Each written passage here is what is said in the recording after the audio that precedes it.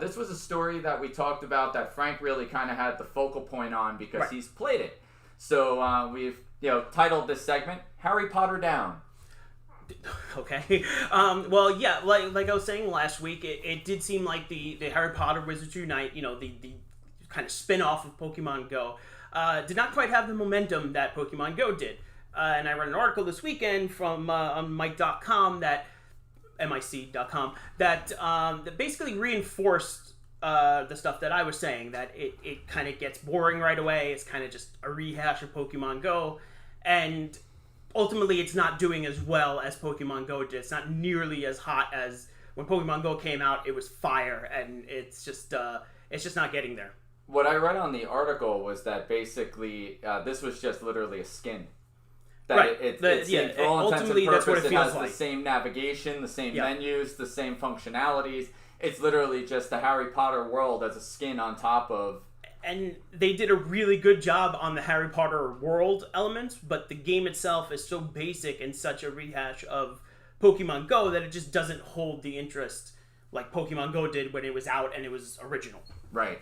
Well, there was something so simple about Pokemon Go, too. You just walk around, and you throw Pokeballs at Pokemon, and you catch the Pokemon.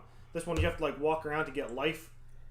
Stuff like that. Yeah, you have to get your energy, and there's not as much patience to get energy as there was to get Pokeballs. It just sounds like a slightly more tedious version of a game that didn't need to be tedious. Right. That's a pretty good way to put it, actually.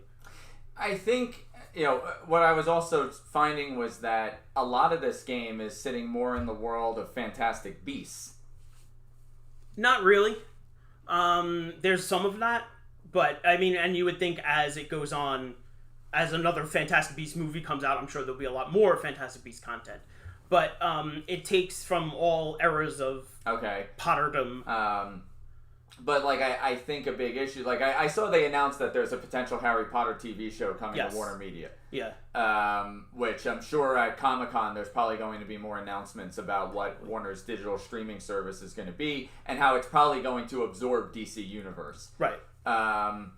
So that the shows that they're saying are kind of going to live on, like Titans, Young Justice, not Swamp Thing. No Doom Patrol, which is the single best show that they've ever had. Yeah, but I would almost suspect that you're going to see Titans and Doom Patrol sort of merge. Maybe. Because Cyborg's going to Titans either way. But regardless, to not go offhand there, but the big element that it kind of seems is that if you don't have that original core cast that ignited the Harry Potter fandom, does anyone really even want this? The TV series, right? Yeah. The TV series, the app. Well, I mean, the app is not doing financially well compared. The app has elements of that because it takes place after the movies. So you have an older Harry Potter is one of the people guiding you, and you have to get stuff from, instead of Pokemon, you get stuff from Harry Potter history. So there is the older element. Harry Potter. It looks like Daniel Radcliffe. Drawn. Yes. Yeah. Okay. It's not like a video or anything, but the graphics are very good, but it's not him. Because I kind of feel like that's another element right there too, is that you kind of people want that cast. Maybe. And the plays do fine when it was in London and now in New York, and that's a different cast.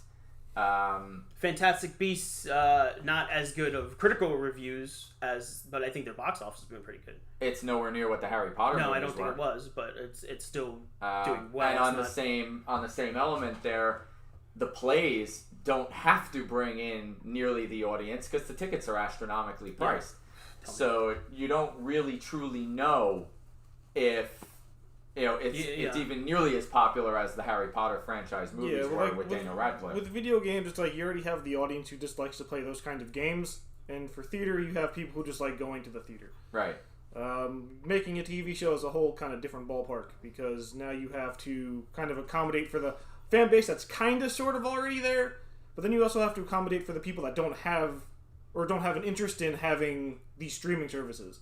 Like, I have a friend of mine who just doesn't want Netflix, so he's totally clueless as to what's on Netflix. Some people just don't want to deal with having to download an app to watch this stuff, especially if it's like one show. I think a lot of the Harry Potter show's success would be like what era it's placed in, because it just said it's in the Wizarding world. It's not a rehash of the movies. It's not going to have the original cast probably. Right. So like, what era is it going to be in? Is it going to be a spin-off of Fantastic Beasts? Is it going to be something that took place somewhere in between? Is it going to be something that takes place after? There's no word on that yet. So, like you said, by Comic-Con, I'm sure there'll be New York Comic-Con. I'm sure there'll be some more information on that. Yeah, San Diego's in a couple weeks. So Yeah. I'm sure we'll get some stuff about that as well. Oh, I thought that already passed, but okay. No, San Diego's come end of July, I think. Oh, okay, I thought it was into June, but you're probably right. Okay, well, we'll keep an eye out and see how this progresses. What's kind of cool is this episode has a couple intellectual properties that are veering into the puzzle world too. And we hope you'll join us next time, 1 p.m. Eastern Standard Time. Subscribe to our YouTube channel if you haven't below. Like, comment, subscribe.